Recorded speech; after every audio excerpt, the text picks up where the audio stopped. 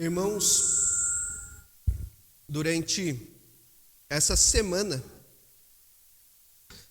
eu fiz uma pergunta para os meus alunos.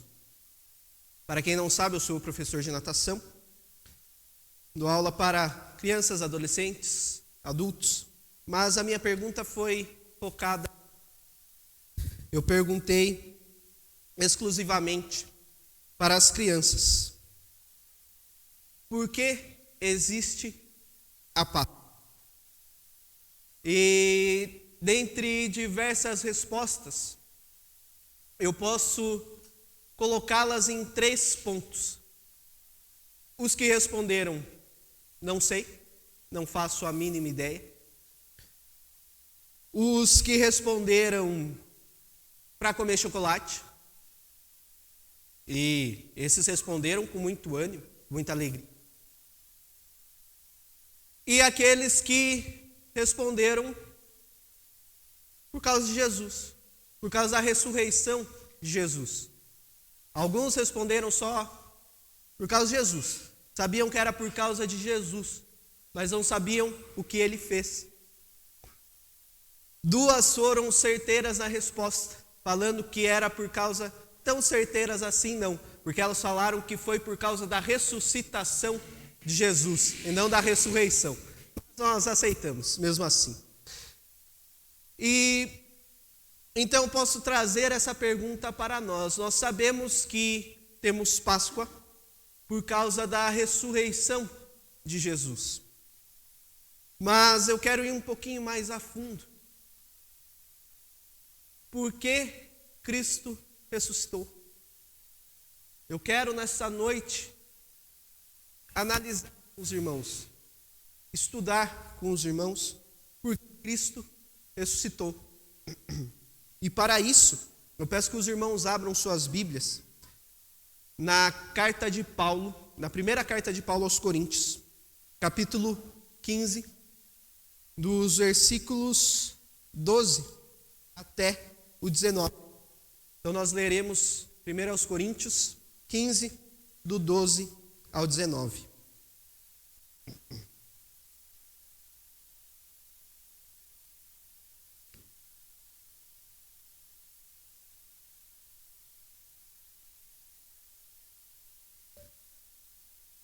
Primeiro aos Coríntios 15, 12 a 19, nos diz assim: Ora, se é corrente pregar-se que Cristo ressuscitou dentre os mortos, como pois afirmam alguns dentre vós que não há ressurreição de mortos? E se não há ressurreição de mortos, então Cristo não ressuscitou.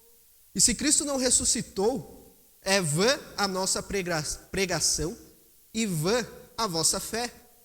E somos tidos por falsas testemunhas de Deus, porque temos asseverado contra Deus que ele ressuscitou a Cristo, ao qual ele não ressuscitou, se é certo que os mortos não ressuscitam.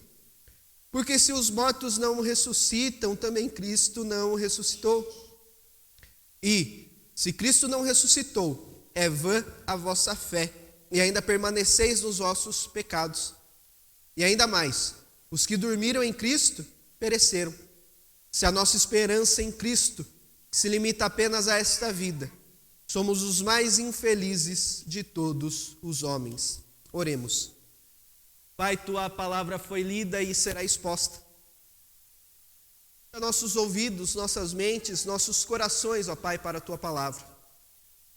Que possamos aprender mais um pouco de ti e que possamos sair daqui, ó Pai, mais cheios do teu Santo Espírito, moldados um pouco a mais à imagem e semelhança de Cristo. É em nome de Cristo Jesus que nós oramos. Amém. Quem esteve aqui pela manhã e participou da aula da escola dominical, viu um pouquinho desse texto, e se você se lembrar do tema que foi tratado, principalmente no início da aula, você vai entender um pouco do porquê Paulo estava escrevendo isso para os irmãos da igreja de Corinto. Vamos relembrar um pouco que na Grécia Antiga haviam algumas linhagens de pensamento que consideravam a matéria, aquilo que é físico, aquilo que se pode ver, e não aquilo que não se pode ver. E se nós pararmos para pensar, mas onde fica Corinto? Corinto ficava a cerca de 73 quilômetros distante de Atenas, ou seja, ali na Grécia. E era no meio de uma passagem que ligava a Grécia ao continente.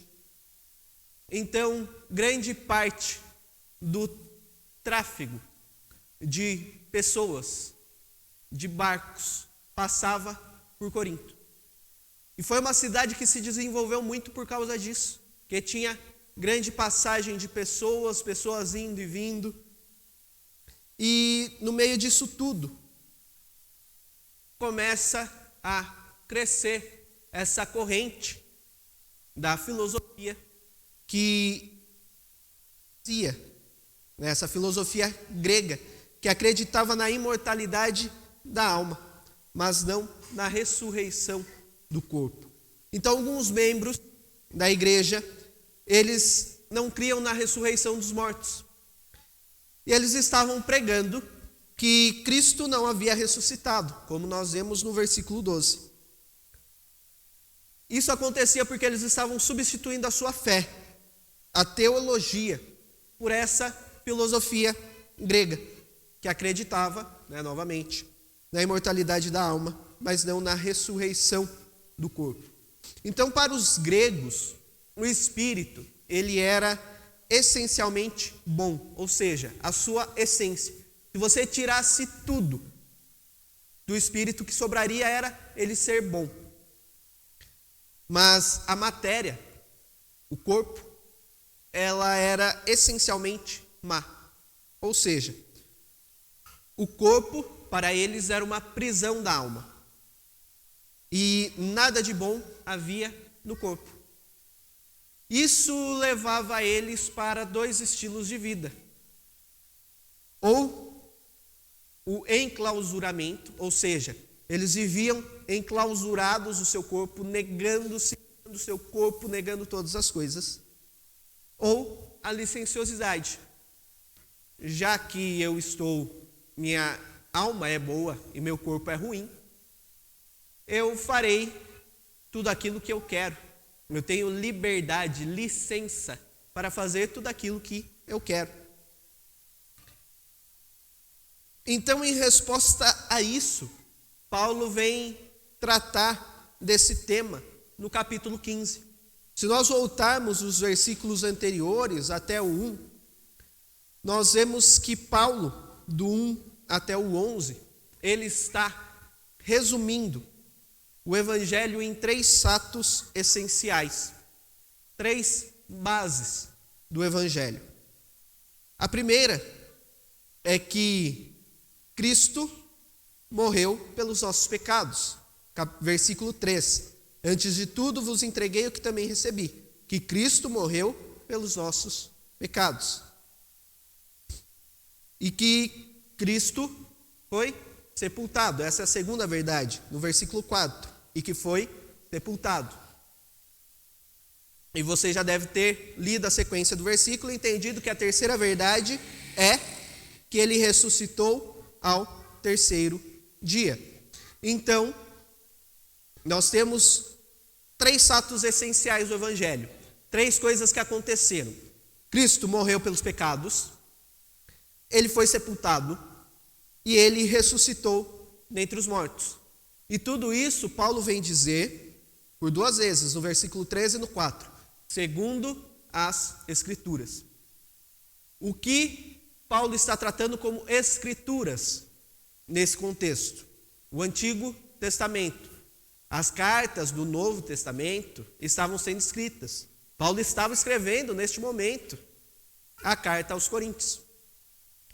Então, ele estava mostrando que dentro do Antigo Testamento, tudo isso já estava profetizado. Tudo isso, o Antigo Testamento mostra que Cristo viria para morrer pelos nossos pecados, ser sepultado e ressuscitar dentre os mortos. E nesses versículos ainda, ele nos mostra 3 provas dessas verdades. A primeira está no versículo 2. Por ele também sois salvos. Então ele traz a salvação dos coríntios como uma forma de provar essa verdade, de mostrar que essas verdades de fato haviam ocorrido. As escrituras do Antigo Testamento, nos versículos 13 e 4 que eu já citei, e dos versículos 5 a 11, ele vem mostrar que Cristo foi visto por várias testemunhas depois que ele ressuscitou. Ele apareceu a Cefas, o Pedro, aos 12, foi visto por mais de 500 de uma só vez, foi visto por Tiago, e depois de todos, foi visto pelo próprio Paulo, como um nascido fora de tempo. Então Paulo traz para embasar o seu argumento seguinte, esses 3 fatos, essas 3 verdades, que mostram que Cristo ter morrido pelos nossos pecados, sido sepultado e ressuscitado, era verdade. E ainda sobre a ressurreição de Cristo, Hernandes Dias Lopes diz que a ressurreição de Cristo é o maior milagre da história, ou é o maior embuste. Cristo venceu a morte, temos prova disso. Porém, se Cristo não ressuscitou, somos um bando de pessoas enganadas. Jesus saiu do túmulo, ou então uma mentira tem transformado o mundo. Com a ressurreição de Cristo, o cristianismo se mantém em pé ou cai. A cruz, sem a ressurreição, é símbolo de fracasso e não de vitória. Se Cristo não tivesse ressuscitado, ele não poderia ser Salvador. Se Cristo não tivesse ressuscitado, ele seria o maior embusteiro da história. Se Cristo não ressuscitou, um engano salvou o mundo. Então, Hernandes vem trazer aqui algumas palavras sobre a ressurreição de Cristo, sobre a importância da ressurreição de Cristo. Você pode aceitar a ressurreição de Cristo ou negar. Se você aceita, você entende que a cruz é um sinônimo, um símbolo de vitória, que Cristo é o nosso Salvador, que Cristo, por sua morte, salvou aqueles que eram seus. Ou, se você negar isso, você tem um grande problema, estando aqui na igreja, porque você vai falar que o engano salvou o mundo. Nicodemos, outro grande pastor da nossa época, diz que a ressurreição física de entre os mortos está no coração da fé cristã, além de ser a autenticação de sua divindade, ou seja, da divindade de Cristo. A ressurreição mostra que Cristo realmente era Deus. E a validação de sua morte pelos pecados, ou seja, a ressurreição valida a morte pelos pecados de Cristo. É a base para a certeza, para a nossa própria ressurreição futura de entre os mortos. Então, com tudo isso posto, Paulo ele passa a explicar o que aconteceria se Cristo não tivesse ressuscitado dentre os mortos.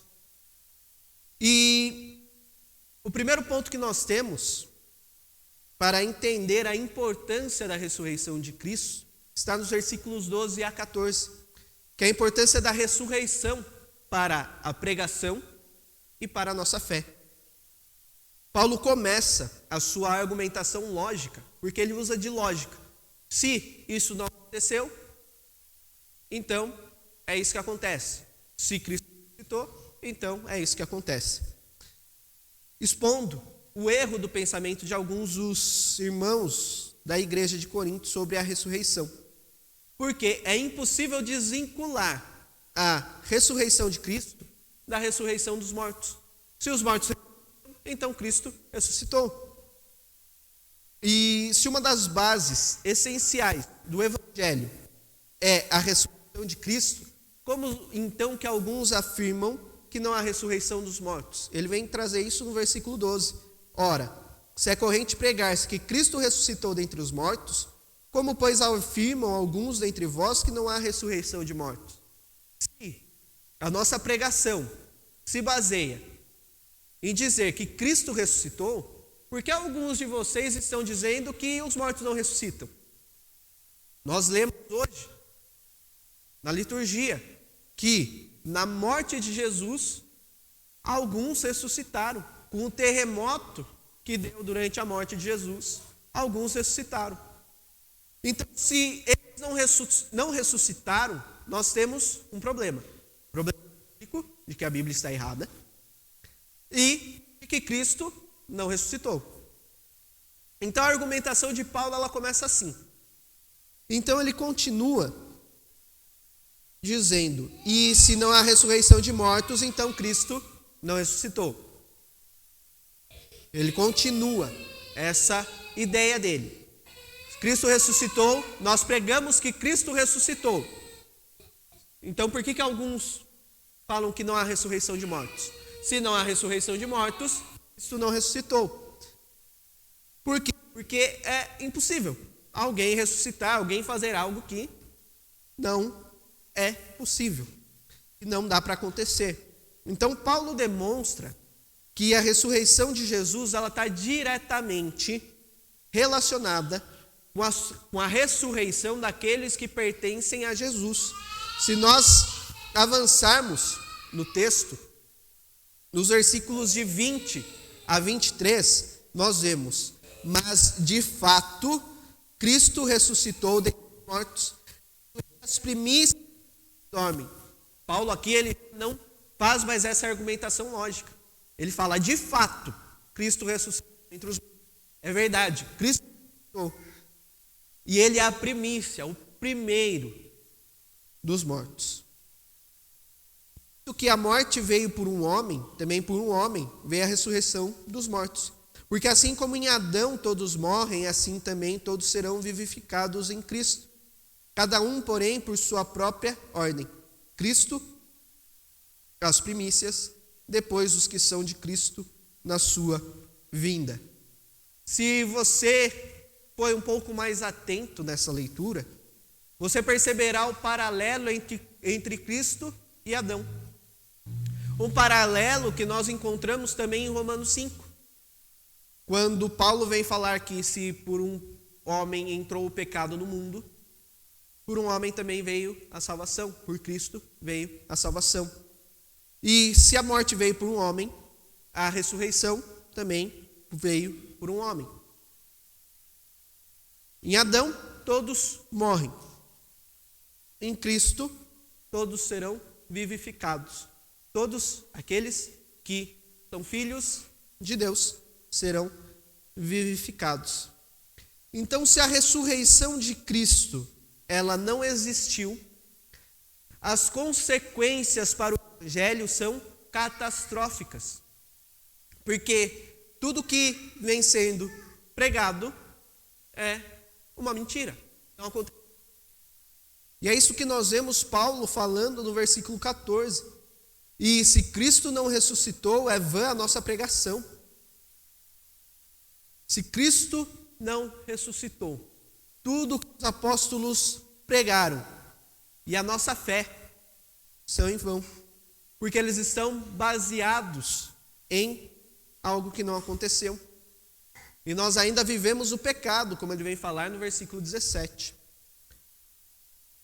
A ressurreição de Cristo ela está no coração da mensagem apostólica. Os apóstolos tinham isso, como eu falei anteriormente, como uma das bases, um dos fatos essenciais do Evangelho. O perdão dos pecados e a vida eterna, eles só são oferecidos com base na morte e na ressurreição de Cristo. Se ele não ressuscitou, essa mensagem é vazia. Não há perdão dos pecados e não há vida eterna, se Cristo não ressuscitou. Então, o primeiro ponto que nós temos como importância da ressurreição de Cristo é para a pregação e para a nossa fé. O segundo ponto que nós temos, os versículos 15 até o 16, é a importância da ressurreição para o verdadeiro evangelho. No versículo 15, ele diz: e somos tidos por falsas testemunhas de Deus, porque temos asseverado contra Deus que ele ressuscitou a Cristo, ao qual ele não ressuscitou, se é certo que os mortos não ressuscitam. Então, se Cristo não ressuscitou, os apóstolos são falsas testemunhas, porque eles estão falando de algo que não aconteceu. Porque eles ensinaram diante de Deus, eles são falsas testemunhas de Deus, porque eles ensinaram diante de Deus que Cristo está vivo. E pior, eles afirmaram contra Deus que ele ressuscitou a Cristo, porque temos asseverado contra Deus que ele ressuscitou a Cristo. Ou seja, eles estavam falando para Cristo, para Deus, algo que Deus não havia feito, que era ressuscitar a Cristo. Então, se os apóstolos são falsas testemunhas, nós não podemos confiar no que eles escreveram na Bíblia. O que eu estou lendo sobre que esse escrito, nessa carta de Paulo, nós não podemos confiar, porque se ele é uma falsa testemunha, entendem o perigo de se negar a ressurreição de Cristo, de não entender sobre a ressurreição de Cristo.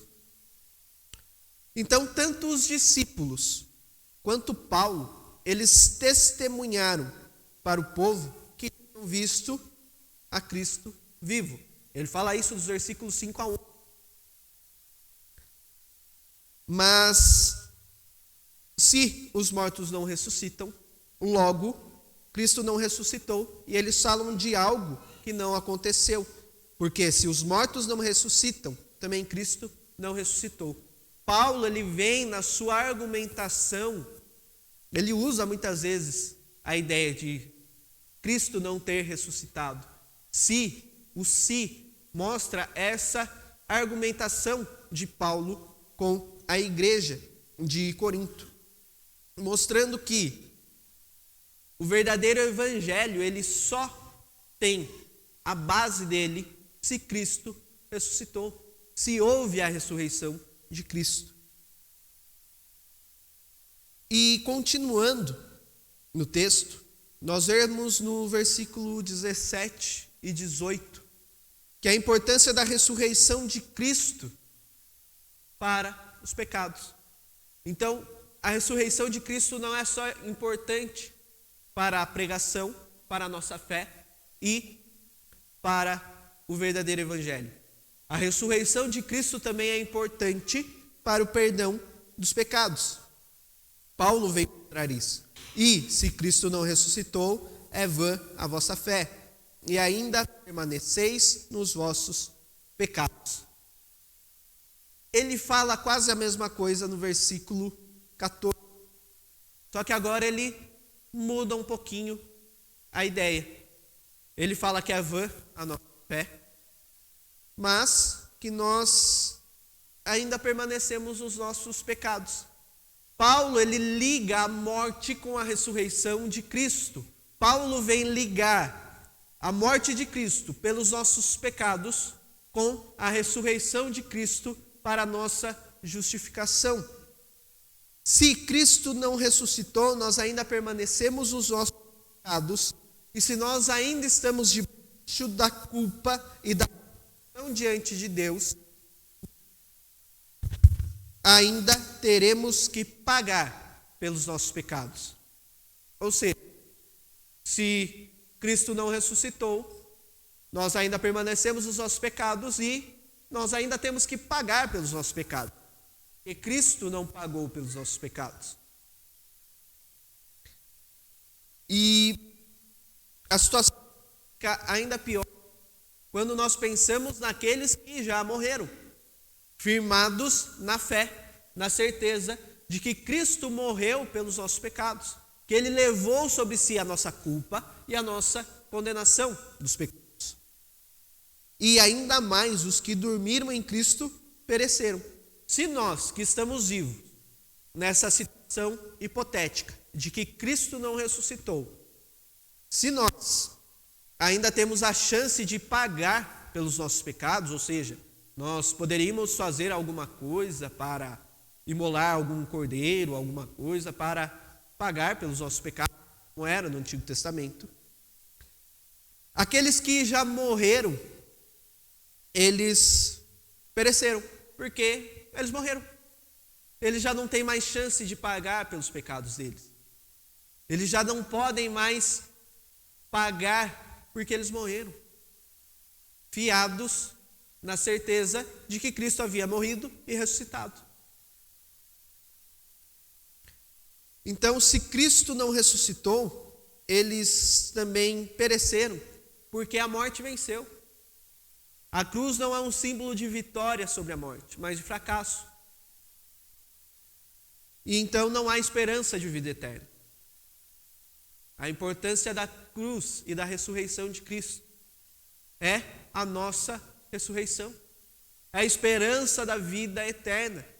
A esperança que nós vemos o autor aos Hebreus falar no capítulo 11. Se Cristo não ressuscitou, a nossa esperança é vã. Nós estamos esperando baseados em algo que não aconteceu, em algo que não existiu. A prova de que a morte de Cristo pagou os nossos pecados é que Ele está vivo. A prova de que a morte de Cristo cumpriu, que na sua morte Cristo cumpriu aquilo que Ele veio para fazer, é porque Ele está vivo. É estranho pensar que a prova da morte é que Ele está vivo. Mas Ele está vivo e prova que Ele morreu pelos nossos pecados. Ele concluiu a obra que Ele veio fazer. E se Cristo tivesse ficado morto, a sua morte não teria nenhum valor. Por quê? Porque Ele teria morrido somente por Ele mesmo. Seria como a morte de qualquer um de nós. Nós teríamos morrido e pronto. Mas a ressurreição de Cristo nos mostra da importância para a nossa fé, para o perdão dos nossos pecados. A ressurreição de Cristo nos mostra que há uma esperança. Se Cristo ressuscitou, como Paulo diz, de fato Cristo ressuscitou dentre os mortos. Cada um de nós, na ordem. Cristo primeiro, depois os que são de Cristo, na vinda de Cristo, vão ressuscitar. Então a ressurreição de Cristo nos traz a certeza da ressurreição, da vida eterna, de que nós estamos passando nessa vida terrena, nós estamos vivendo nesta vida terrena, mas que o nosso lugar não é aqui, que essa vida é uma vida passageira. É olhando para a esperança de que Cristo ressuscitou e por causa disso nós viveremos com Ele por toda a eternidade eterna. É com essa esperança que nós enfrentamos as dificuldades dessa vida. É com essa esperança que dia após dia nós acordamos e sofremos neste mundo as consequências do pecado. Essa é a nossa esperança. É isso que deve guiar o cristão. É isso que deve fortalecer o cristão. Porque nós temos a esperança, nós temos a certeza das coisas que nós esperamos, que é a volta de Cristo, que é a certeza de que Ele morreu pelos nossos pecados, Ele levou sobre si a nossa culpa, Ele levou sobre si a condenação que era nossa, e que a partir disso Ele ressuscita. E nós podemos crer, descansar nele, de que a morte não é a palavra final para o cristão. Porque Cristo vive. Porque Ele vive, nós podemos crer no amanhã. Vive, nós não tememos. Não sei se os irmãos prestaram atenção, porque muitas vezes nós cantamos, e cantamos porque conhecemos a música, porque a melodia é legal, porque o conjunto está bem ensaiado, eu gosto dele. Mas os irmãos pararam para analisar as letras das músicas que nós cantamos. Todas elas falavam da obra de Cristo. Todas elas falavam do que Cristo fez por nós. E se nós pararmos para olhar, nós veremos que as 3 letras trazem verdades. Não somente as 3 músicas, mas os hinos também. Trazem verdades da nossa fé. São a palavra cantada. É porque Cristo vive que nós podemos crer no amanhã. A graça de Deus que nos faz viver. O amor dele que nos deixa vivos hoje. Então a ressurreição de Cristo é a certeza que nós temos de que nós estaremos com Ele por toda a eternidade. Que Ele perdoou os nossos pecados, a morte dele veio para perdoar os nossos pecados. E por fim, irmãos, a importância da ressurreição para a vida eterna. Se a nossa esperança em Cristo se limita apenas a esta vida, somos os mais infelizes de todos os homens. O argumento final aqui de Paulo, nesse grupo de versículos, é que se Cristo não ressuscitou, nós somos os mais infelizes de todos os homens, porque nós acreditamos em algo que não se cumpriu. E a nossa esperança será destruída. Ou seja, nós somos um grupo de pessoas enganadas, que está aqui domingo após domingo, nas quartas, nas sextas, em outras programações. Nós estamos aqui acreditando em uma mentira. Se Cristo não ressuscitou, nós estamos enganados aqui. Se Cristo não ressuscitou, não tem por que nós estarmos aqui. É isso que Paulo está falando. E mais, se a nossa esperança em Cristo se limita a apenas essa vida, se nós estamos fiados em Cristo somente nessa vida, somente no que está acontecendo aqui, se a nossa esperança em Cristo não está na vida eterna, se a nossa esperança em Cristo não está no que está por vir, nós somos os mais infelizes de todos os homens. A nossa esperança em Cristo, a nossa alegria em Cristo pelo que Ele fez por nós, não deve se limitar apenas a essa terra. Não é somente o viver aqui, nos lembrando que Cristo morreu por nós, mas é viver aqui nos lembrando que Cristo morreu por nós e ressuscitou, e nós teremos uma vida eterna com Ele. Nós passaremos toda a eternidade com Ele, e não mais sofrendo pelo pecado, não mais sofrendo todas as tristezas, todos os problemas, todas as dificuldades que o pecado nos traz, mas de um corpo purificado, um corpo transformado, sem pecado. O veremos como Ele é. Se Cristo não ressuscitou, os gregos estavam com a razão. Quem está vivendo como quer, sem freios, está com a razão. Sendo assim, o próprio Paulo diz, no versículo 32, se os mortos não ressuscitam, comamos e bebamos, que amanhã morreremos.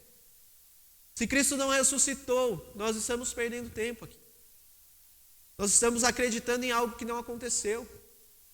Nós estamos, como Paulo disse hoje de manhã, vivendo a nossa vida, obedecendo a Deus, vivendo uma vida regrada, tentando mortificar a nossa carne, o nosso pecado, à toa, porque Cristo não ressuscitou, a nossa fé é vã. Então, é melhor nós comermos, bebermos, aproveitarmos a vida, porque amanhã nós morreremos e nada mais acontece, porque os mortos não ressuscitam. Agora, se nós estamos aqui e nos fiamos em Cristo somente nessa vida, somos os mais infelizes de todos os homens. Imagine os cristãos do primeiro século, que foram presos, torturados, lançados aos leões, queimados, perderam suas famílias. Tudo isso por crerem em algo que não aconteceu. Agora imagina, nós não precisamos voltar lá no primeiro século para pensar sobre isso. Nós podemos considerar o nosso mundo hoje, onde em muitos lugares, em muitos países, os cristãos são perseguidos, são torturados, são mortos, são rejeitados pelos seus familiares por causa da fé. Se a nossa fé em Cristo se limita apenas a essa vida, nós somos os mais infelizes de todos os homens, porque nós não entendemos a vida eterna. Peter Wagner, ele diz que a ressurreição no passado é um fato histórico. Ela aconteceu. No presente, ela é um artigo de fé. Ou seja, ela fundamenta a nossa fé. Ela é uma das bases da nossa fé.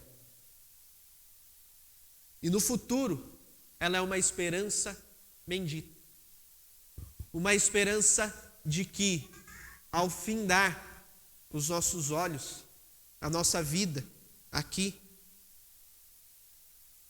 ao morrermos, como nós cantamos no hino 264, na cruz com fé me abrigo e amparo tu me dás, e unido assim contigo, hei de dormir em paz, que eu sinta vendo a morte conforto em sua cruz. A esperança bendita de que a nossa vida, ela não se limita ao sofrimento daqui. Paulo, ele não está falando no versículo 19 que o cristão ele vai ter uma vida boa, ou que a vida do cristão é mais difícil do que a do não cristão nessa terra. Nós sabemos que muitas vezes nós temos dificuldades que os não cristãos não têm. Porque eles vivem a vida deles como se não houvesse amanhã, como se a morte nunca fosse chegar. Mas nós cristãos sabemos que a morte um dia chegará. Mas nós temos a esperança bendita de que, quando a morte chegar, quando os nossos olhos se fecharem nessa terra, eles se abrirão com Cristo.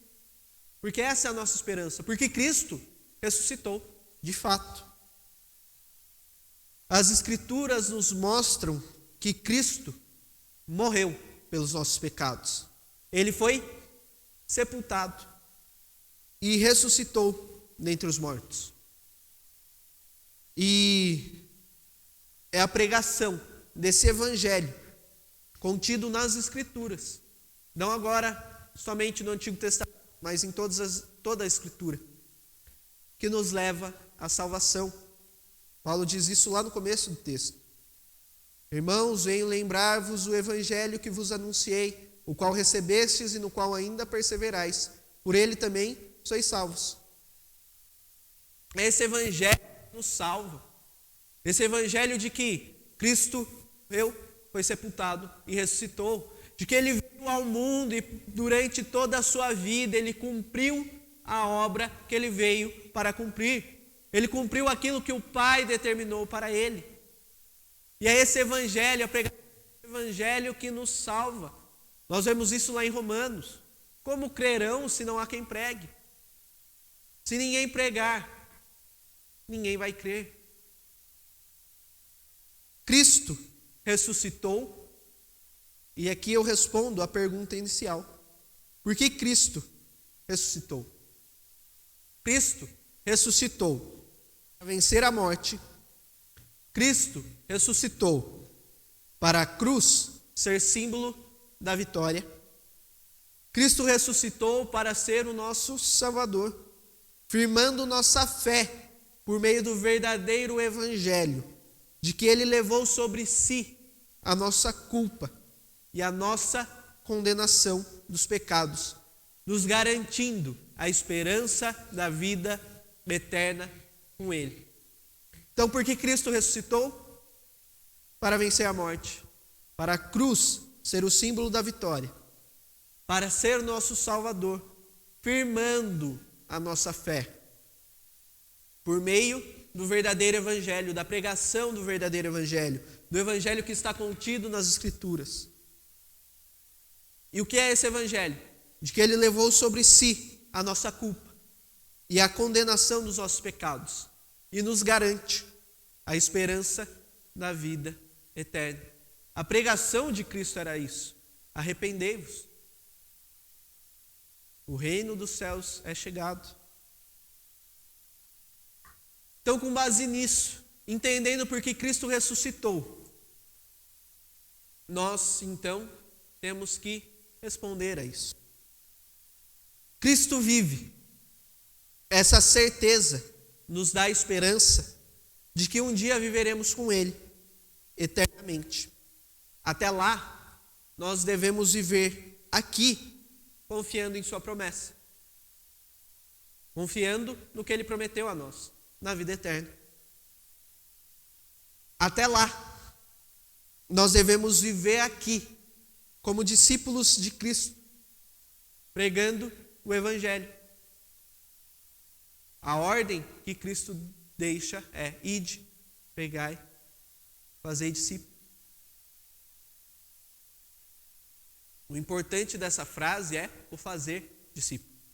Nós geralmente falamos que é o ide. Nós temos que cumprir o ide, mas nós temos que cumprir o fazer discípulo.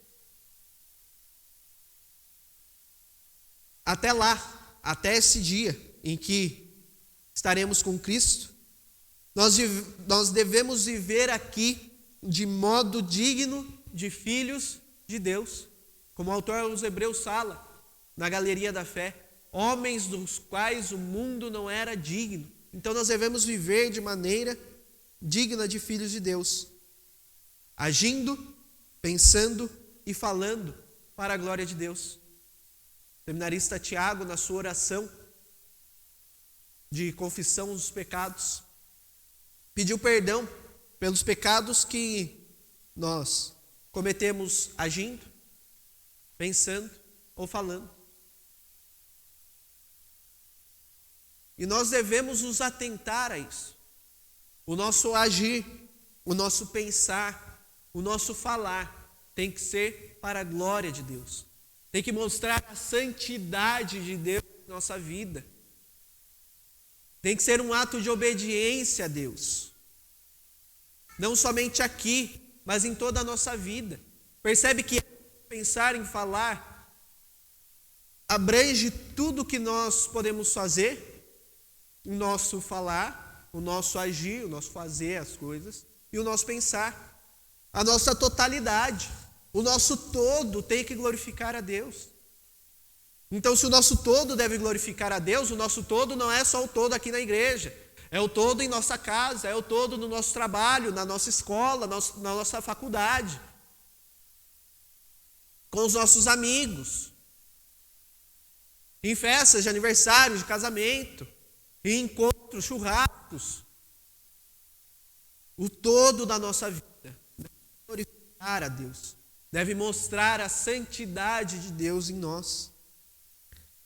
Até lá, até esse dia em que estaremos com Cristo, nós devemos viver aqui, mortificando os nossos pecados, a nossa carne, porque Cristo morreu pela nossa culpa e pela nossa condenação. Ele pagou a nossa culpa, Ele pagou a nossa condenação.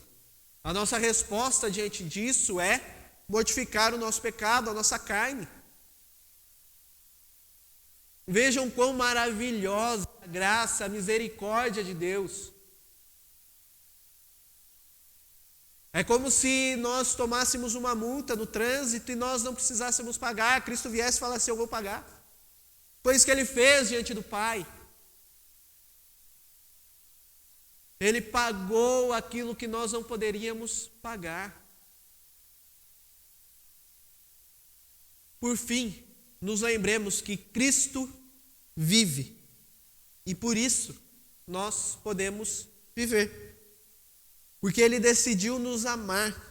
E nós, então, podemos livres andar sem a morte e a escravidão do pecado.